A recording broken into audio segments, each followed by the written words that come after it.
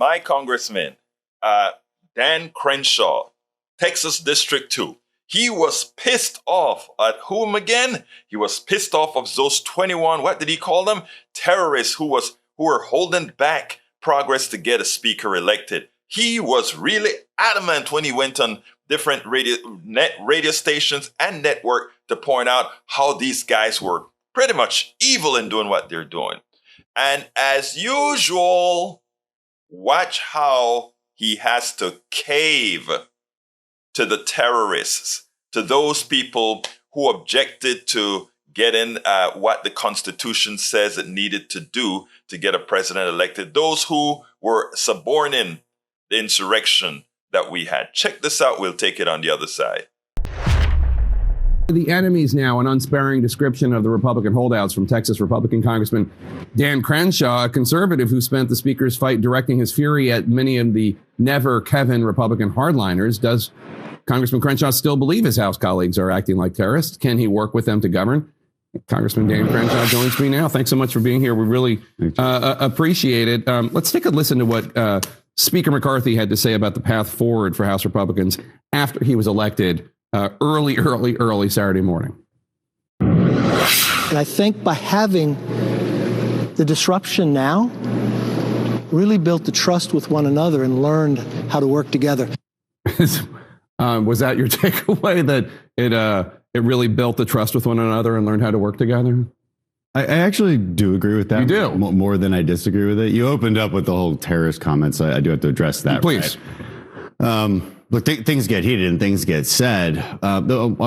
Obviously, to the people who took offense by that, it's pretty obvious that it's meant as a turn of phrase it's a metaphor. It's in the context of intransient negotiations. I've got pretty thick skin. I'm called awful, vile things by the very same wing of the party that I'm fighting. I was fighting at that moment, so I was a little taken aback by the sensitivity. Yeah, by the sensitivity of it, but.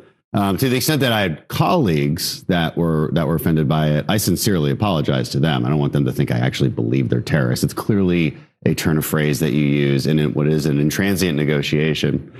It's important to note the reason that the 200 were so upset was because we felt we had already come to the agreement that we have now. This was not new. We had this stuff, and early on in that week before we taken a single vote, in a conference with everyone there, Kevin McCarthy had asked one of the leaders of this group, what else do you want? Let's make this work. What else do you want? And they couldn't answer in that moment. And that was a real turning point for a lot of people. That was what created all of that animosity throughout the week. Because it's not as if we were fighting over something. It wasn't as if we were trying to stop them from getting something that they wanted. It's that we didn't know what they wanted. So that's the only thing that Chip Roy and I will disagree on. And there's going to be different narratives onto whose fault that was in the negotiation table. But I agree with everything Chip just said. I would just listen to that whole interview. Chip and I are good friends, and I absolutely agree that the new rules and the new way of doing business is good for all the reasons that he just said. But he said he didn't have those. They didn't have that deal set until they voted on Friday morning. You saw on Thursday, we all thought that the negotiations had ended and we had 3 more votes where McCarthy lost. He says, no, that's not right. We didn't have this deal until Friday morning. And I believe him when he says he was trying to make that deal throughout the week, but he's one of the few. There was no reason for us to keep voting, keep allowing these speeches that just degraded and diminished and insulted Kevin McCarthy. We didn't have to keep doing that. We could have just adjourned for the whole week and just kept negotiating. Yeah. So that's where the heartburn is. And that's what I want people to know. This deal was easy. That wasn't the hard part, right? There's not as much disagreement as everyone thinks on how that rules package went by and what some of the new changes needed to be. And the only thing I'll disagree with this group on is that it could have been done earlier.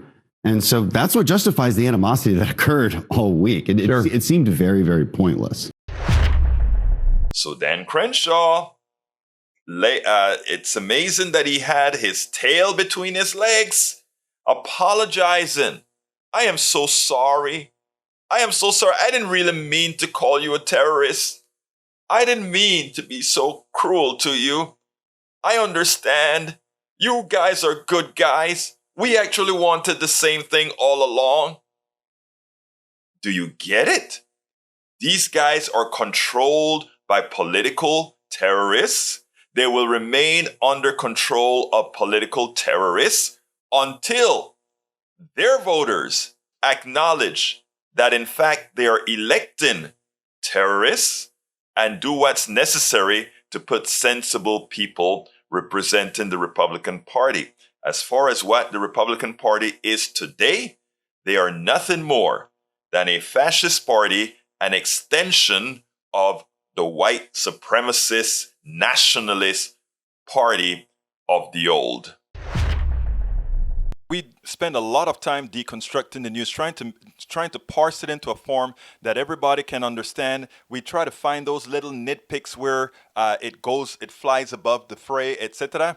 If you really like these videos that we do, I want to ask a big favor. Please go ahead. Number one, subscribe to our channel. And number two, please join if you can. Thank you so kindly for watching. Keep watching. Please remember to share. We must populate the entire internet with our progressive message, a message that we know is what most Americans say that they want. So help us, please join.